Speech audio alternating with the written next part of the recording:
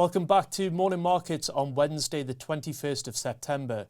Yesterday, we saw a large move in the yield on government bonds, which had a knock-on impact into the stock market. For context, the yield on a UK government bond with 10 years to maturity rose by 15 basis points to 3.29%. The two-year bond, which is more sensitive to what's happening with monetary policy, was more sensitive. That rose by 19 basis points on the day. In the US, the 10-year bond yield rose by 7 basis points, and in the Europe, bigger moves. The German Bund 10-year yield moved by 12 basis points higher. So why did we see these moves? Well, this week we've got some key decisions from key central banks, being the US Federal Reserve and the UK's Bank of England's Monetary Policy Committee, and they'll set out their pathway of monetary policy as we look forward. In the US today, they will conclude 2 days' worth of meetings, and the expectation and the outcome is for a 0.75% increase in interest rates. This will take interest rates to 3.25% in the US. At the same time, they are reducing the amount of bonds which they hold on their balance sheet. The two components there are set to have an impact of cooling demand.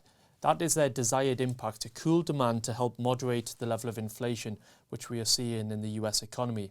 Inflation is currently running at around 4 times the target of 2% at this point in time. And we have seen early signs of that moderation in inflation. Earlier this month, we reported that headline inflation in the US has came down from 8.5% down to 8.3%. So we are starting to see the impact of higher interest rates having that desired impact, although not to the rate which was anticipated. In the UK, the debate is whether the interest rate hike will be 0.5% or 0.75%, and at this stage the market is expecting the latter, which would take interest rates to 2.5% here in the UK.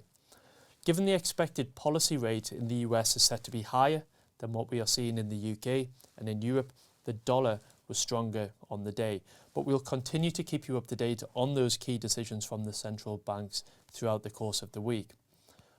So, higher yields are negative for bonds. Why? Because the bond price and the yield move inversely to one another. But why did this impact the stock market? Well, higher yields can also be a challenge for stock markets, as the yield, be it a nominal yield, as I've just highlighted, or a real yield, can be used as the rate to discount the value of future earnings of a company. Therefore, the higher the rate which is applied, the lower the perceived valuation of the company. If the perception is revised down, we'll see response from the market accordingly. There were also some idiosyncratic factors happening within the US market yesterday. A key example and well-publicised example was Ford Motor Company, where the share price moderated between 7 and 10% on the course of the day.